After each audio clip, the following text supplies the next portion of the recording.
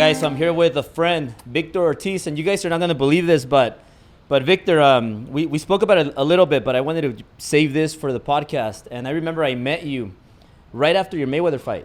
Yeah. And you were at Hooters. I was at Hooters, and I was with some buddies, and I was having quite a few drinks. And then I saw you leaving, and that's when I stopped you, and I was like, "Hey, Victor, what's up, man?" And I don't know if you remember this, but I told you, man, you were winning that fight. You were like we were all pulling for you. We're like huge fans. So I met you at Hooters, and then it's funny because now John, my friend John Singsong, he introduced me to you again, like 8 years later. So it was cool meeting you back there. No, absolutely, brother. Here. And you know, it's actually an interesting thing how things actually work sometimes. You're just kind of destined to cross paths once again, or just stay in each other's lives after, or not. You know, so it's a beautiful thing, really. I mean, going from we were both kind of on a rise. Yeah. You know, and I can't sit here and say that I had so much money because I didn't, and I can't say that I was super duper famous.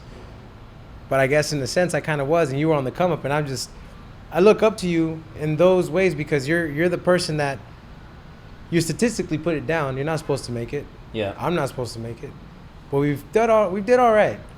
Yeah, we both came from humble beginnings, and we had everything against us. And I remember back then I was making not even $300,000 a year in the mortgage business, and it was close to the crash. You know, the crash that happened? Absolutely. Everybody lost everything. People got out of the business. 2008, I believe. Yeah. Right? Mm-hmm. And then back then, I remember with my friends, we were watching that fight, and you were like the most popular fighter out there. And you were doing when you fought Mayweather, was that like kind of like the fight that kind of was that your biggest payday or? You know what, it was definitely my biggest payday, but it was one of those fights that I was just very blessed and very fortunate that Mayweather even gave me the opportunity to dispute against such a great fighter of the era, you know. Yeah. So I mean, I was the reigning champion, the welterweight reigning champion, and we had many beautiful battles to get there. At this point in time, we still have some big wars coming ahead, you know. Obviously, hopefully, Mayweather will see to it that we get a rematch sometime soon. That'd be amazing. But if not, you know, life goes on and we keep going forth. Now, since we jumped right into that fight, can you tell me about that fight? Like, how'd you feel? How did you feel in the beginning, leading up to the fight? Did you prepare yourself as much as you? Is there anything you would have changed before that fight and during that fight? You know, at this point in time, I think I was perfectly fine. I mean, maybe taking on a huge fight like that, I probably would have waited a little bit, more experience, you know? Yeah. I was 23 years old fighting a grown man, you know? I guess in today's world, it'd be a boy fighting a man, you know? But at this point in time, I don't have any regrets because I prepared myself 110%. Now, if I were to change something, it probably would have been the experience of my corner, you know? My corner sent me to throw a headbutt after about 16 elbows to my right eye, therefore closing it to not being able to see too great. That last one, all I could think about was headbutt. I have him against the ropes. I'm bashing him, hitting him, and the roll isn't working because I'm left-handed. Yeah. But I'm an aggressive lefty. So, you know, at the end of the day, he hit me one more time with that elbow, and I remember what my corner said, hit him with the headbutt. It was one of the biggest regrets of my life, one of the ugliest moments for me personally. Yeah. Because I'm not a dirty fighter. I had 161 fights as an amateur, 8-time national champion. I was the youngest in history for the Olympic trials, representing USA. And then I get to the pinnacles of boxing, and then to do something that unprofessional just wasn't me. But you look at it and you evaluate it and you move forward, you know? Yeah. So, you know, the only thing that I would have changed, again, would have been the experience of my corner. So that was not your idea at all, the headbutt? No, I mean, we talked about it during training camp because I mentioned that. Yeah. If you look closely, he throws the hook so quick that he lands the elbow. But in the end, he's a great fighter, you know? Yeah. I mean, he's got obviously a lot of history, and he's still making more history. So, do you think he's the most difficult fighter out there? He's a difficult fighter. But when you have somebody as aggressive as me, left-handed, strong, bigger, it's a scary thing for somebody with that beautiful record, you know? Yeah. So. Because I had you winning that fight, and I know a lot, like probably everywhere had you winning that fight. Yeah, no, it was definitely a great fight. Yeah. Well, what was started because I'm pretty sure we can pick up where we left off nowadays, and we can call it the continuance, or Yeah. you know, we can definitely rile it up to the fans and to the people Yeah. and sell it very well. Yeah. It could be where we left off, even, you know, Yeah. because it was not a finished fight, it was not a done fight, but you know, I was given some cards and I dealt with them, and here I am. The only thing that still kind of sometimes pokes at me a little bit, and I feel bad because they're like, why did you headbutt him? Yeah. And I'm just like, dude, those are instructions from my corner, but people will always remember that moment for the moment, not Yeah. for what I was told, Yeah. for what my corner told me to do, but for the moment which I did that. And did you feel so bad that that's why you kind of were like I felt put your hands down? I felt horrible, man. I felt so bad that I went in, I gave him a kiss on the cheek, and I said, I'm sorry, Floyd. Stop that, man. You're hurting me, bro. Stop those elbows, man. Come on, dog. Keep it clean. You're hurting me, bro. That last elbow, before I did that, it felt like he ripped my retina. So I was seeing double. One of my eyes was seeing double on top of each other. It was weird. Yeah. It was really weird. And I freaked out, man. So in that moment, it was the heat of the moment. Boom. So I launched in, you know. Yeah. Stupid, but I felt horrible. And a lot of people don't realize how much of those elbows and those punches hurt. Can you talk a little bit about that? Oh, absolutely. The elbows, man, it's like piercing, like needles, knives inside every time they touch you with them. It hurts. But when you're in the heat of the battle, hey, it's part of the game. I shouldn't have took it there and did what I did, but ultimately with the corner and the inexperience, I mean, ultimately I was a young buck too, man. I was 23 years old. I mean, I'm 32 now, you know. Yeah. The years flew. Yeah. You know. And the good thing though is I am still healthy. I still have it in me. I still have the fire inside to be a world champion again. Now the thing is, there's many quotes that you can use, and my favorite one is, "You didn't lose, you just learned." Yeah. And now I pick up from experience, so that's dangerous. Now, Victor, going back to your childhood, how did you? Because we just jumped right into Mayweather, but when you grew up, when you were a little boy, were you did you grow up rich? Were you a poor kid? Were you middle class? Was it hard growing up? Bullies or how was your childhood growing up as a little Victor? Well, it was actually very interesting. Growing up, I was not high class at all, man. I lived in an old trailer that could barely stay up. My parents were immigrants, and got to the point where one day I went to school, regular day. I thought I came home to an empty household, so never saw my mother again.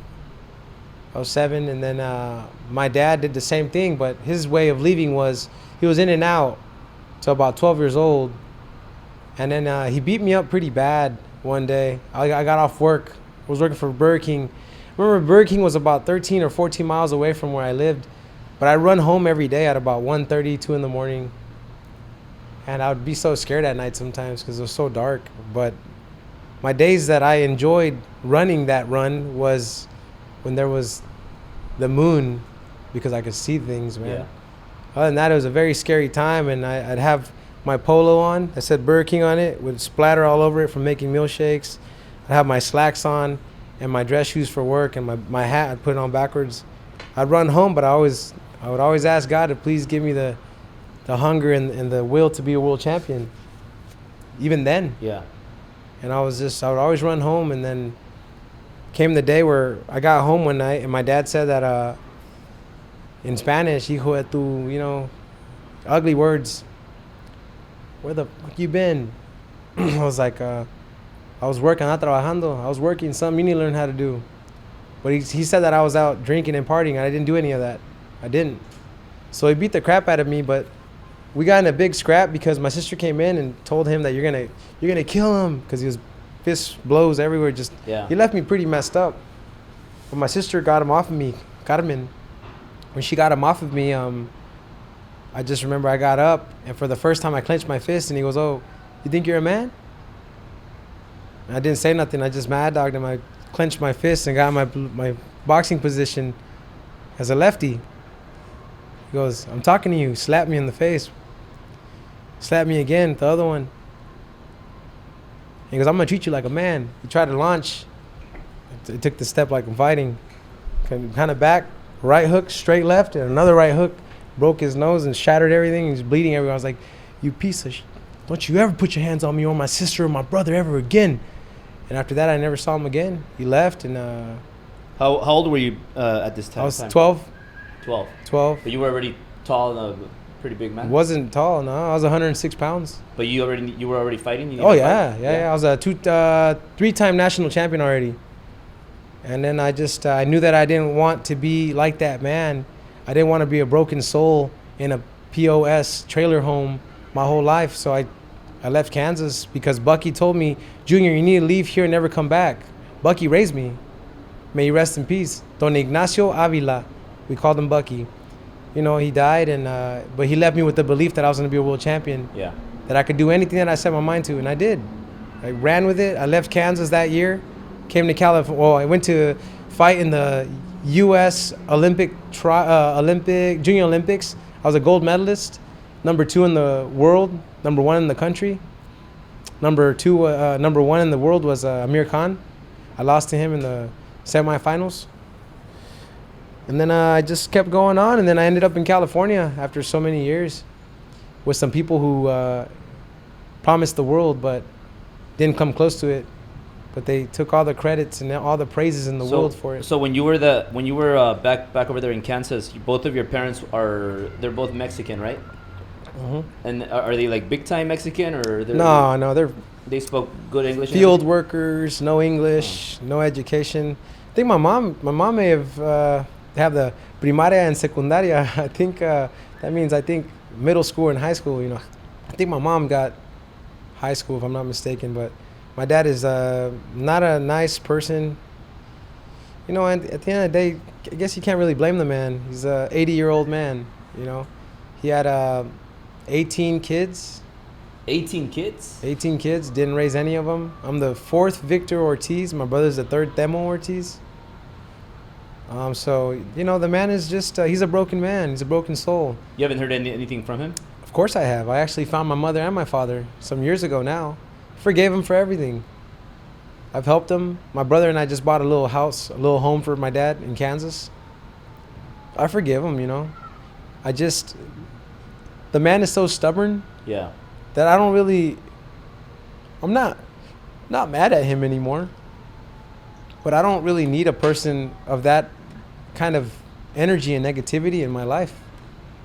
So, you know what? He's enjoying his little home that my brother and I were blessed to put in his path, and on goes life, you know? Yeah. And you know, a lot of us have really, really tough childhoods, and that's kind of what makes us. And I know that, like, just from knowing you, you're a really courageous guy. You're just that type of guy that is really, really tough, and you keep coming forward. Did your childhood have something to do with that you just wanted to keep moving forward and prove everybody that you were going to be an exception and you were going to be successful even when people told you couldn't? Absolutely. And that's, in a sense, that's your company name, Driven. Yeah. You know, that's why I stay driven. Statistically speaking, broken down in numbers or in any kind of way, a person like me is not supposed to make it. First of all, I graduated from high school with a very high GPA. Yeah. You're not supposed to do that. I got to walk a stage, get my diploma, a high scholar. I got Student of the Year. What was your GPA? 3.7. I mean, considering that I get punched for a 2 points living. ahead of me. I was 1.8. There we go. Yeah, see, 3.7, man. And then I got Student of the Year. They awarded me with a plaque, Yeah. Victor Ortiz, Student of the Year. And it was 3 scholars aside of me. I came out on top, and it was interesting because I was a boxer. Yeah. in people's eyes and in people's minds, a boxer is dumb. It's really the person. Yeah. The person allows themselves to be, I guess, quote unquote, dumb. Yeah. And that's you. Yeah. I didn't do that. I said, you know what? I'm going to graduate from high school, get my diploma, take a picture like this. That way when I have my world championships, I can take a picture of my belts like this too, next to each other. I did it. And then just the years went by, and it's been an interesting journey, man, you know? You know, when I first met you, I thought you were like kind of like a white boy, whitewashed because of my blonde hair, my blue eyes, huh? And you speak perfect English, and, Yeah. and you were always surfing, and you always did this the surfers. Oh, the shaka, yeah. And then meeting you in person, like you're like really, really Mexican. You Oh, speak to the perfect roots, yeah, Spanish, brother. And you're like a jokester. You're like a super cool person. Like in Mexican, we say mamon. So yeah, you know, it's one of those things. I take what God gave me, and I appreciate it, because I'm very blessed, man. Yeah. I have been blessed to speak English as well as I do, to speak Spanish as well as I do, and I surf because my buddy Kai taught me how to surf. Yeah. And I do shaka because he's from Hawaii, so Kai is one of my best friends, my dear friends. Yeah. I love him dearly, and you know, even my little boy Malachi, he's named after my boy Kai. So at the end of the day, I do the shaka because he taught me how to surf, and that's a sign of, you know, just respect and just chill, man. You know, Yeah. There ain't nothing. Now, if you don't want to be chill, I guess you could use the middle finger. That always works for everybody. Yeah. You know, I'm just, hey, peace, you know, chill. So, and yeah, when it comes to the stereotype of, oh yeah, Victor's all about the white women and this and that, it's actually kind of funny. A lot of the gals that I had the pleasure to date were actually Mexicanas from Jalisco, or just Mexicanas, but ironic enough, they were all blonde head, green eyes, blue eyes. I don't know. But you've like you like all kinds of. I don't discriminate. And now I discriminate because I'm all about my girl, just one girl, and my two babies. Yeah. But before babies and a girl, man. Now talk about that. Mija. Now Victor, talk about that. Like what's the most important thing in your life, or the most important person in your life? Because you remind me a lot of myself with my daughter Italia. I'm really attached to her. So when I get home, she wants to climb my back. In the mornings, I wake up at 5 or 4, and she's up like at 4 or 5, and she wants to hang out with me. Even if I'm taking like a dump, she's right there laying down with me and just waiting for me. She doesn't want me to leave, and she's always super attached with me. Is that kind of like similar in your life? Oh, absolutely, man. The most important person I never thought would be that is my little boy, Victor Royal. Yeah. Victor Royal Ortiz. You ask him, ¿Cómo se llama, papi? What's your name, papi? Victor Royal Ortiz. I'm like, órale, papi, okay. Yeah. So then him, and then obviously now Thomas Malachi Ortiz, my two little baby boys. Yeah. That's what I live for. Those are my whys. Nowadays, there was my last fight, my face broke in the second round. Unintentional foul. I took an elbow. So this whole side, my eye shattered. The second round. Now, if you quit in a fight in second round, right away it's over. It's a knockout. So I'm sitting there and I go, my brother goes, "What are you doing?"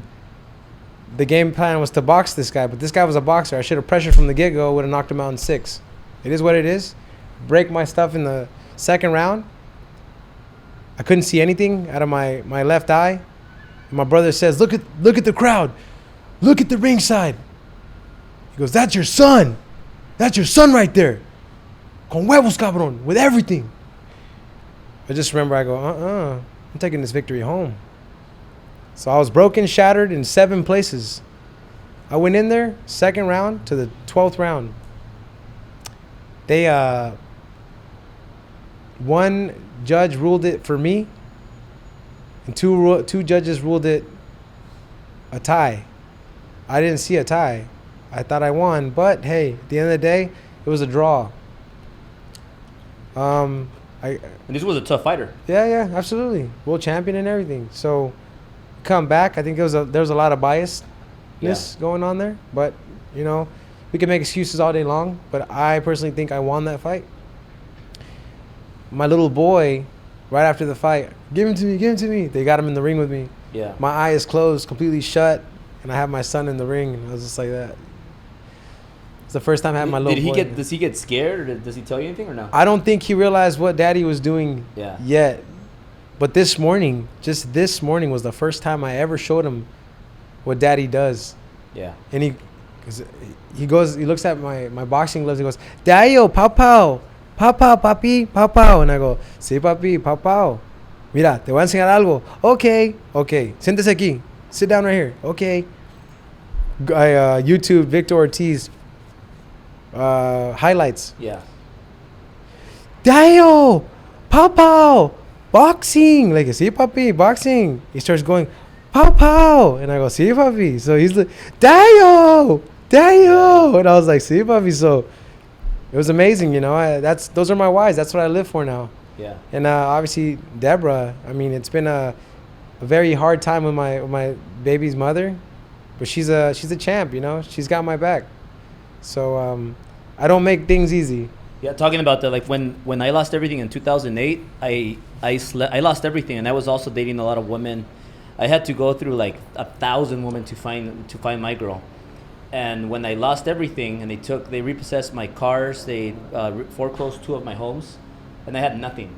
And the only girl that I wanted to save, and the only girl I wanted to keep with me, that I wanted her to forgive me, and she really didn't have anything to forgive me for, because we weren't like officially together, but I wanted her by my side, because when I lost everything, I'm like, I just need her company. And she stayed with me, and we slept in the Ford Explorer for 2 months. And we used to go to the gym, shower in the gym, and then go to Starbucks. And we would sneak into the gym because we couldn't afford the membership. And then we would go to Starbucks, and I had a phone and a laptop, and that's what I used to work. And then little by little, after the 2 months, we were able to like leave the truck and then just keep working, and things got better and better and better. But my wife, my relationship was like, it wasn't healthy, but every year she stood by me, and every year got better. But a lot of my mistakes were because I got into bad habits. I was drinking a lot, I was doing drugs, and I wasn't the most ethical person. But did you ever have any moments like that where you kind of messed up and it affected Absolutely. your professional career? I think any successful person has tribulations like that. I obviously my relationship, I mean, I've been hit with the case. I've been up and down. I mean, I've had the world in my hands. I fell off, and everyone known to man turned their backs on me. But the ones that showed me that were there was Al Heyman, Sam Watson, Sam Spira, Scott Karp, Brett Norensberg from Gersh. So these beautiful people, never in 1,000 years or 1,000,000 years would I expect would ever even look at me twice after that. But man, they loved me. They took me in. They've invited me to their homes for Christmas, for Thanksgiving. It was just kind of hard to see that some of my own people could just like back up. Yeah. Let me drown. Maybe throw bricks on me. Make it easier, you know? So. And speaking of that, Victor, like, what's your biggest advice for young fighters that are coming up with promoters? Because I've heard a lot of stories with promoters just taking advantage of boxers and things like that. Oh, absolutely. No, you know what? Promoters, if you're a professional boxer, a professional fighter of any kind, UFC, MMA, boxing, you got to accept one thing. There's no honesty in the sport. You could be looked at in the face, oh, we love you. You're the next star in the world. To the top, all the way. And then you trip one time. He's done. And then you get a phone call. We're going to revoke your contract. No problem. So you just got to remember, it's going to happen. You know, it's boxing. Boxing doesn't promise anything. But if you're on top of the world, if you have good looks, and if you're doing well, you're winning, then they're going to love you. Yeah. All the time, always. But just one thing that you got to remember is keep believing in you, in yourself. You don't believe in you, you're nothing. And you're right. And that's also really relatable to a lot of people, because I remember when you were fighting Mayweather, you were like in all these shows, TV, and everybody wanted to hang out with Victor. Like, you had all these celebrities that were all Like kind of, I don't know if this was your case, but it kind of looked like everybody was like all over you. Everybody. And then think all of a sudden, like, because it happened to me, like when I stopped making money in 2008, all the friends that were my party friends and were always like rubbing my back, they disappeared. That's exactly what it came down to, you know. I had, like I said, the world by the hands, you know. Everyone in Hollywood, everyone in anywhere, Yeah. clubs, anywhere. It was Victor Ortiz. Oh God, oh my God. And then I tripped once, I fell, tripped twice, got up, shook it off, no big deal. 3 times, 4 times. Then it came to the mecca of what I got hit with during this whole Me Too movement. And then the world showed me who they were. You know, God does things for his reasonings. And at this point in time, I was living a fast lane and a fast life. Didn't care about nobody. It was me, me, me, me, me, me. Yeah. Always me. I got blessed with the baby boy. I started cleaning up. Not perfect. Me, me, me still. Me, me, me. Mommy was over here, but it was me, me, me. I'm this little dude, but me, me, me. And then this whole case just kind of took over, and then all of a sudden, everyone turned their back on me, man. I ended up selling my my multi-million-dollar home. I ended up losing a lot of millions, and got back to my roots, man. But it's beautiful. It's ugly, but it's beautiful. Yeah. Because I now know who's there and who's not. So it's an ugly awakening, but a beautiful one. Yeah.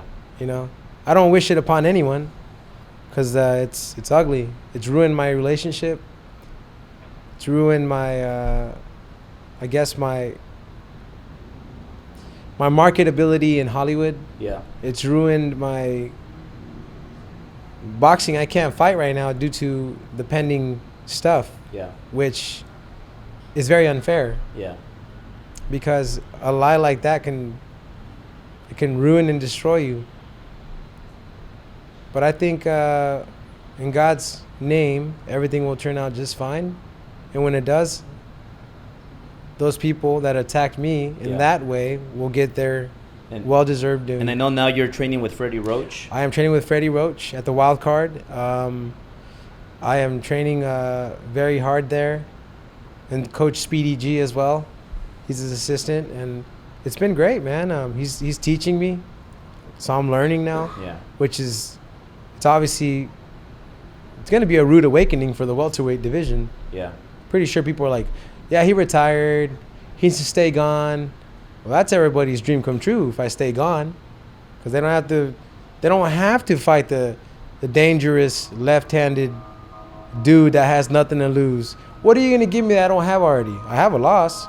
I have a draw. You can't give me nothing. Yeah. But I like that little 0 on your record. But that O's got to go. Yeah, you're the most dangerous fighter right now, really, because you're lefty. You hit probably the hardest of everybody right now, and now you have Freddie Roach. And I don't know if you want to share this, but when you fought Marcos Maidana, I remember that was like a hard fight. And you like KO'd it. You knocked him out like a couple times, and you had everything. You were like beating the guy up, and then it ended, and then after that you just kind of cleaned up all the division. Like you KO'd everybody. Yeah. It was was there something that changed like in between that fight? It was just a learning experience. I cut out a lot of negative people in my life, and unfortunately in those years it was my own family. Yeah. I had to step away from my family. I love my family, but they're very toxic for me at the time. When I cleared them out of my circle, I became a world champion. I became something very dangerous for people. And not only there, even in movies. Yeah. You know? So it was interesting. It was a great experience overall. So you think for the Maidana fight, you weren't as prepared as you wanted to be? I never arrived in Maidana's camp mentally or emotionally. Matter of fact, I broke my wrist. This wrist. Yeah. I broke my wrist 2 weeks before the fight. Really? I shot up, my boys was a doctor. Of course, I don't remember his name. Yeah. So they shot me up with cortisone the week of the fight. 2 weeks before the fight and then the week of the fight. They shot me with cortisone so they could numb me up, so I don't feel nothing. So I went into fighting Maidana with a broken wrist. I knocked him down the first time and I said, please stay down. I don't even want to be here, man. I do not want to be here. He got up and I don't even remember him dropping me. After he dropped me, I went blank. Matter of fact, I don't remember any of that fight, period, to the T, to the day that I don't ever need to watch it.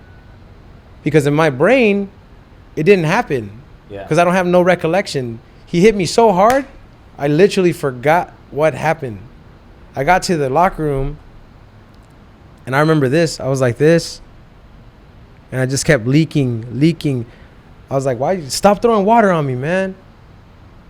It wasn't water. It was blood. Just leaking. This side was shut completely, and this wrist was broken. The bones were out. Yeah. And I just go, man. They go, what's wrong with you? I was like, what do you mean what's wrong with me, man? Stop throwing water on me. It's bad enough I got dropped and knocked out. What are you talking about?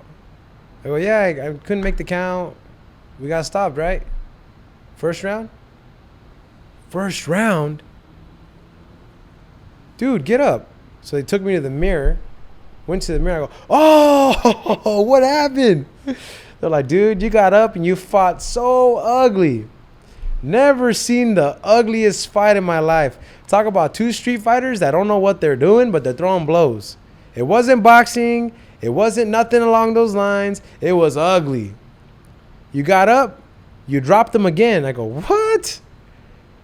They're like, you dropped him about 3 or 4 times. He came back and he put you down one more time. The last time the doctor called it off. You were bleeding. Don't know what you said, but they stopped it in the 6th round. I go, I made it to 6 rounds on autopilot? Well, that's pretty good. So you were just like from the first round, you didn't even remember? I was out. I was out on my feet. But after that, I asked Oscar De La Hoya if I can get a rematch ASAP. Yeah. No, Victor, we can't do that. Why not? Well, you know, he just took your championships, and I go, I put my championships on the line. I deserve a rematch. Well, we'll talk about it later. I'm like, wow. So I can't get a rematch. Well, they don't want to fight you. They don't want to fight you, Victor. You're the promoter, dude. Yeah, well, you know, this boxing is boxing, baby. It's boxing. All right. So I took a day off work, went to the office, stitched up, broken, and I sat down in the office in downtown LA. It's clear to me that none of you guys believe in me, which is totally fine. When this cast comes off and my eyes are healed, I want Andre Berto. After I beat him, I want Floyd Mayweather. I said, Victor, you realize that's called career suicide. It's called career suicide. You guys see it as career suicide. I see it as what I tell myself between my ears, I'm going to do. So I will be reigning as the WBC welterweight champion of the world. Send me the contracts. Took off. They probably laughed at me on the way out too. I went, finally healed. A couple weeks in, took off my stuff finally. Stitches were out. Training. There was like 2 people that stopped by the whole training camp for the Berto fight. For media. And then Oscar De La Hoya told me that he was too busy. Well, Victor, I didn't realize that Amir Khan was fighting in London, so I had to go to London. That's why I couldn't make your fight. I go, that's all right. So I came back and like I said it. And then I was a star again. Victor, I knew you would do it. I just knew it. You got up tremendously, you know, you got knocked down and you went for it. Victor Ortiz, you did it. Thanks, bro. So boxing is a lot like that. Like when you win a prize fight and then you're like everybody wants you, but then one fight can totally put you out of the radar. Oh, absolutely.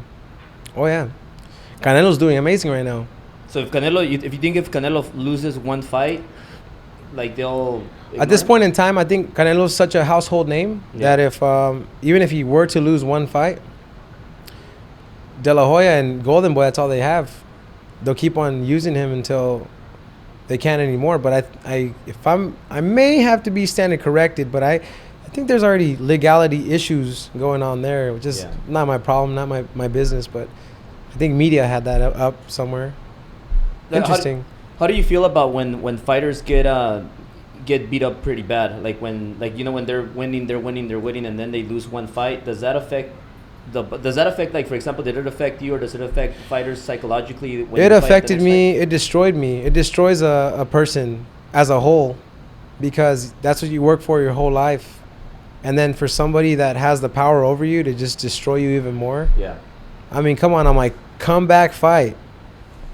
De La Hoya was trying to give me $20,000 after I've made him easily over 150 million. Yeah.